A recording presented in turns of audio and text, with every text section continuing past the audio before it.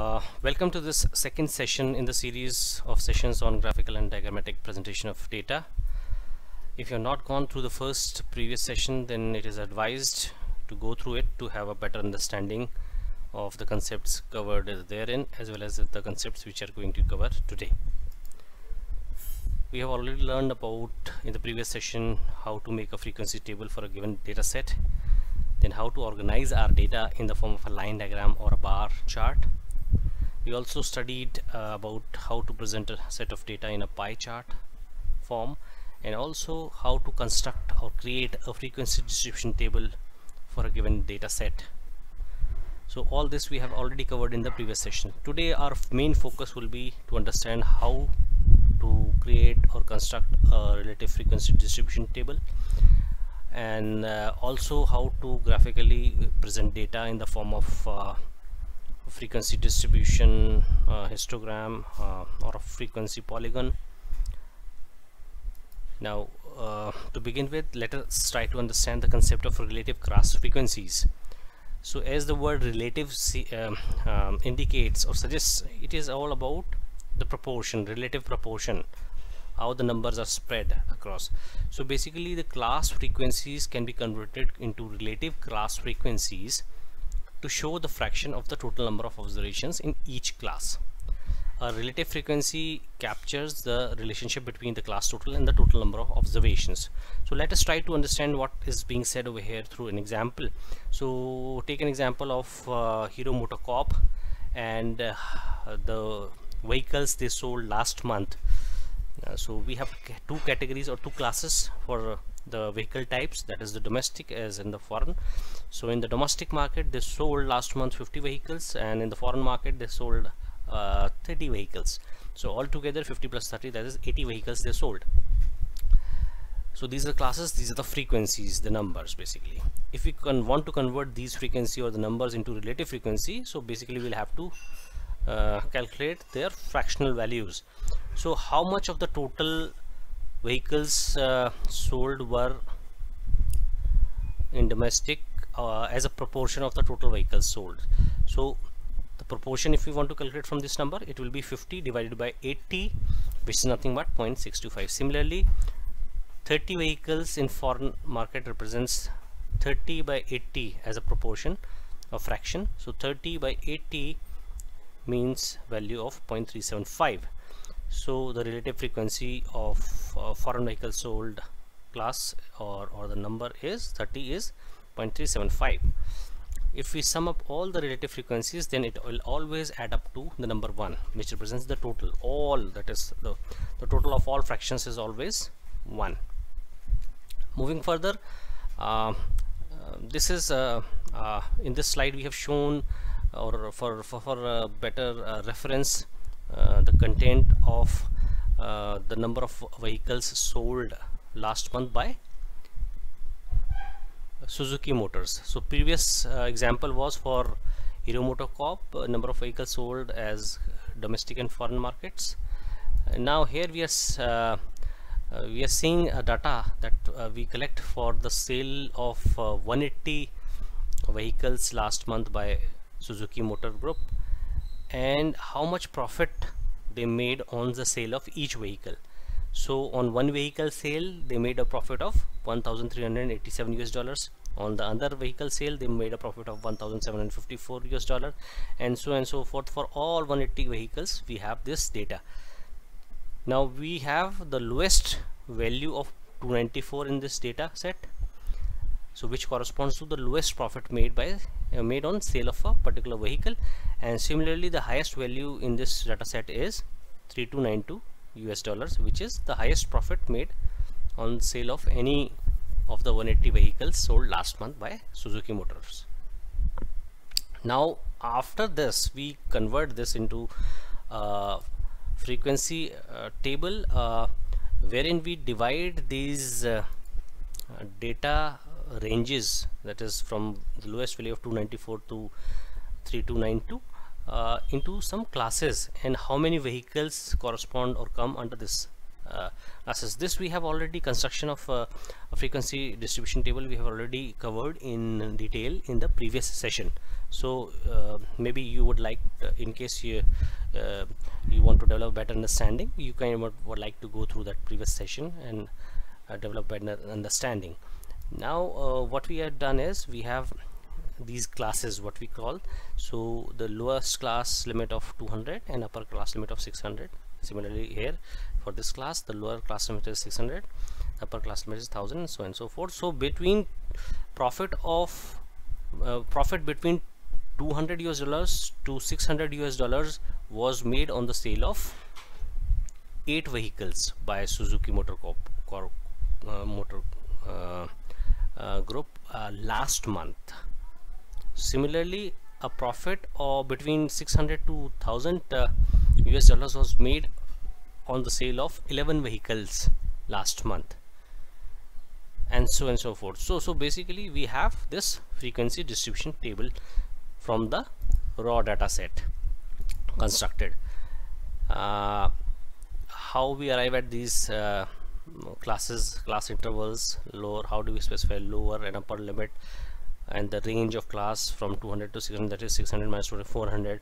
How do we arrive at this 400 figure? This we have already covered in the previous session, so you might want to refer the same for better understanding. So once we have done this classification, that is into classes, we have classified according to the number of the frequency, what we call this data, the entire data of 180 vehicles sold last month.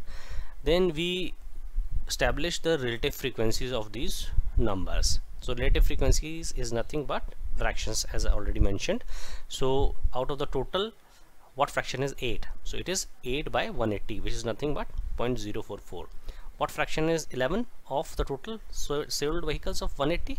11 by 180. So the value comes out to be 0.061. What fraction is 23 of 180? It's 23 divided by 180, which is 0.128. And similarly for all these numbers, we calculate the relative frequencies. So when we get this relative frequency, this distribution table which we get, it is known as the relative frequency distribution table or the relative frequency distribution.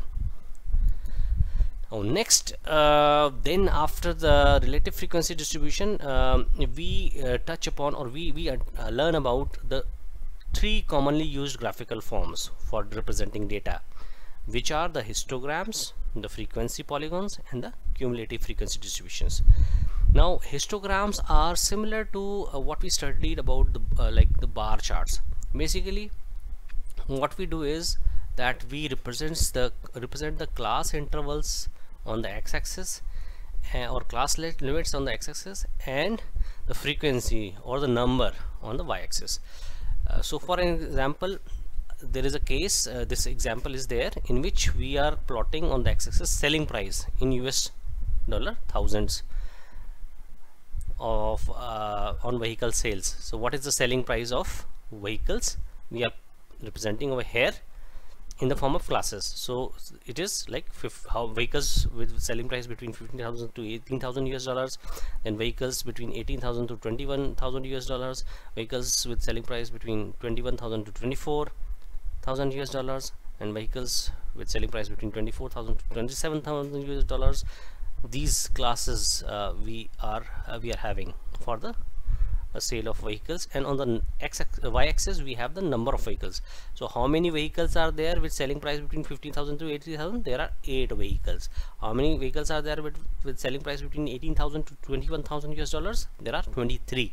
Similarly for all the others. So when we plot like this, what we got is known as histogram. We'll study more about it in the subsequent slide. Now then, if we join the midpoints of this histogram vertical bars, then by straight lines if we join, so first we plot these points. So basically midpoint of 15 and 18 is 15 plus 18 divided by 2, which is 33 divided 2, which is nothing but 60.5. so 16.5 corresponds to the value corresponds to 8 on y-axis, so 16.5, 8. Similarly, the midpoint of 18 and 21 is 39 divided by 2, which is nothing but 19.5, and corresponding to this the number of vehicles is 23. So 19.5 corresponding number is 23. So these points basically we plot. So on the x-axis we take the midpoints of the classes. On the y-axis we again have the same frequencies or the number of vehicles, and these points we get. And when we join these points by straight lines, the diagram which we get or the graphical form which we get is known as the frequency polygon. Now there is another, this also we'll study in the subsequent slides in more detail.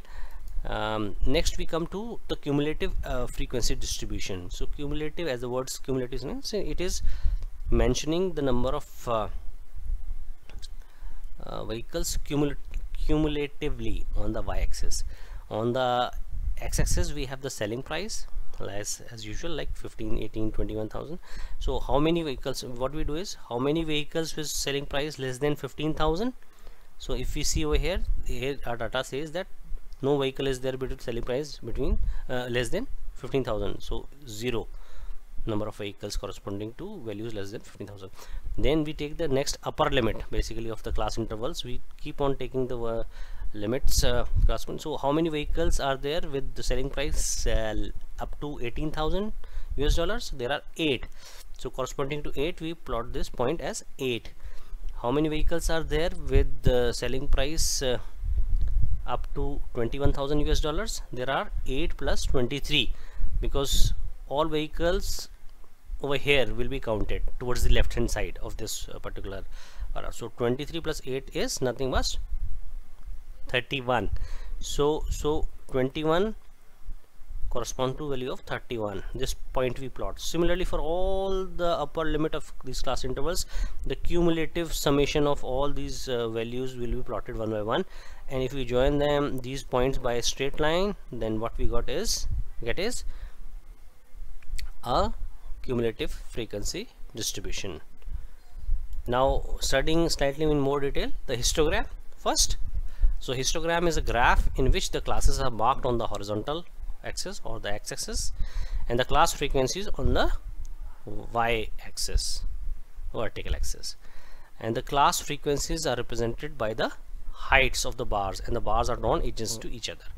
So we have the classes, they are mentioned over here, and the frequencies, class frequencies mentioned in terms of height of these bars.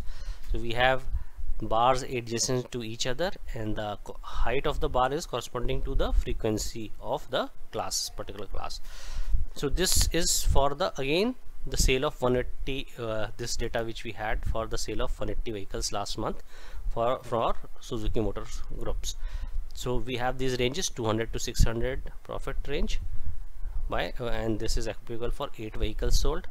The profit between 600 to 1000 is applicable for 11 vehicles sold. So this we plot over here, 200 to 600, 8, height corresponds to 8.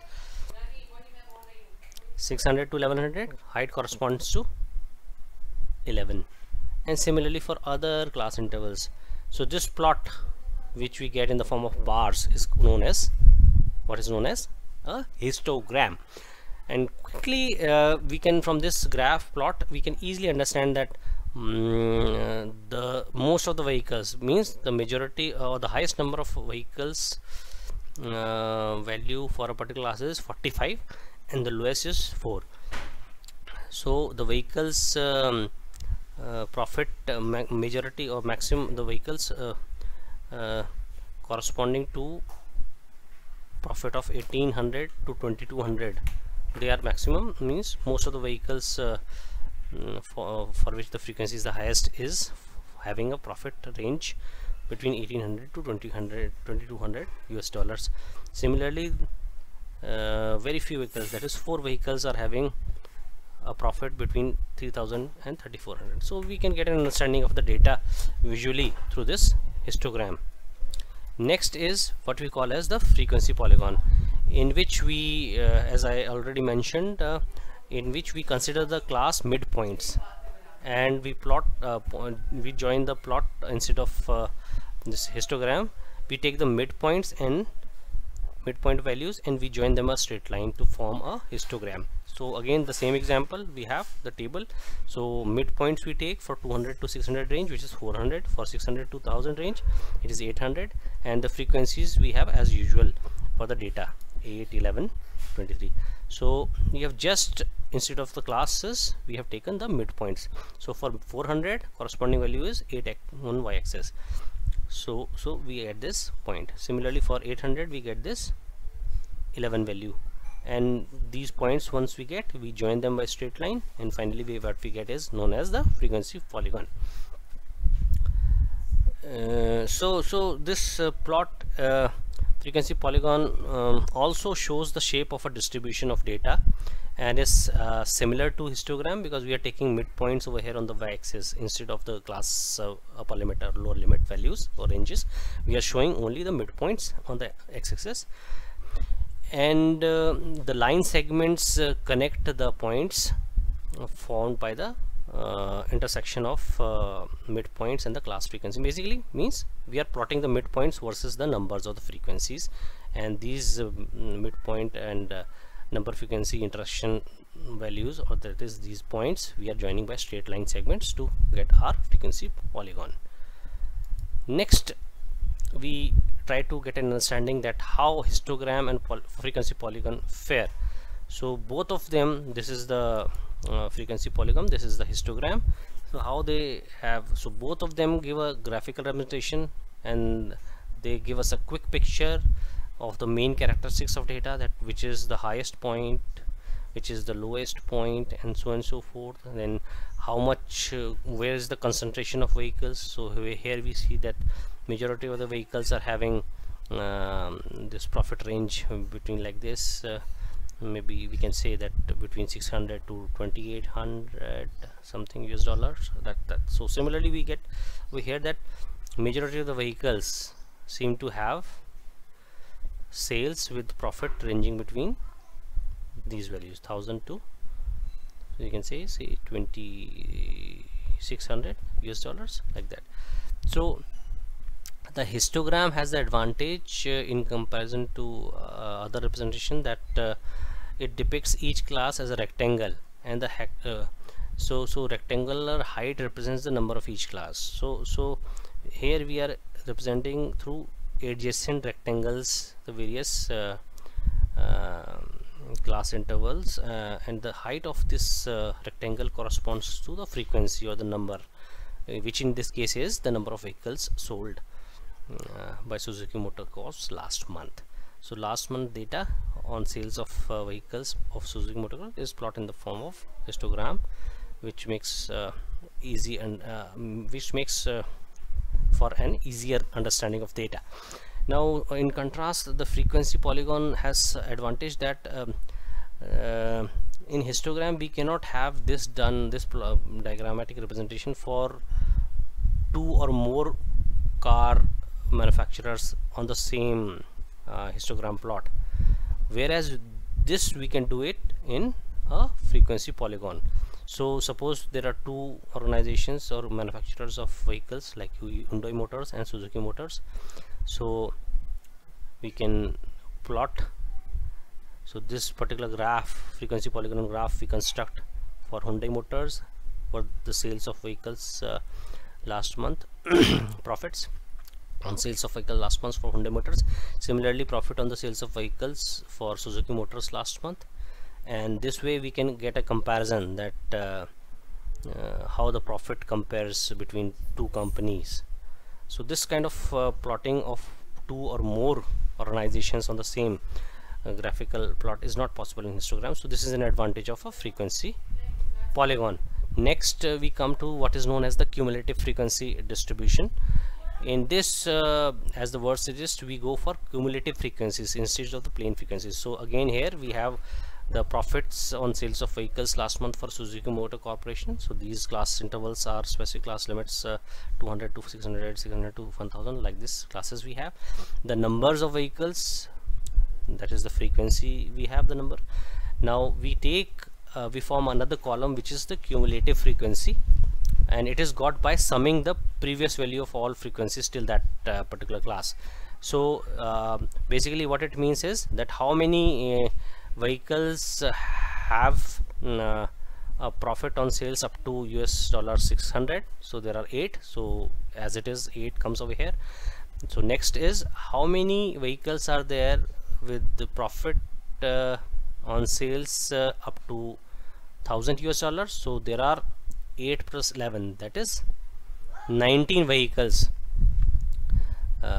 which have profit up to profit on sales up to value of $1,000. So next is how many vehicles have profit on sales up to 1400. So it is 23 plus 11 plus 8, 23 plus 11 plus 8, which gives us 42 value. So similarly we do this, and what we get is these values which are known as cumulative frequencies. So on the x-axis now, then for graphical representation, what we take these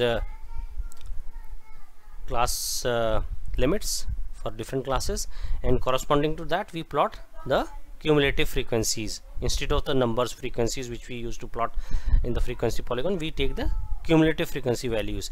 So less than 200, up to 200 there is 0, then up to $600 profit there are 8 vehicles, so 200 corresponding to 8 point, this point we get.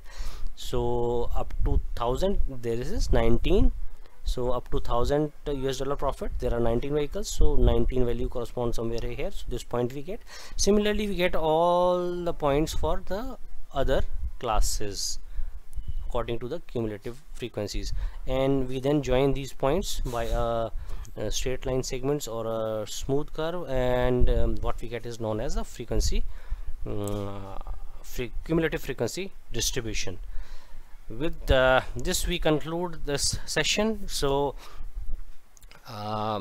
we have understood about in the previous this session and the previous session we have learned about just summarizing what we have learned. So in the previous session we learned about that how we go ahead and represent our data in the form of graphical or diagrammatical representation. We understood about various forms of representation of data, like in the distribution table form, frequency distribution table form, then the bar chart form, then the pie chart form, line diagrams. Then we also understood that how to construct a relative frequency distribution table or relative frequency distribution. We learned about various graphical forms like the histogram and then the frequency polygon, and then subsequently the cumulative frequency distribution. So with this we conclude this session. Thanks for being a patient listener. Have a nice day.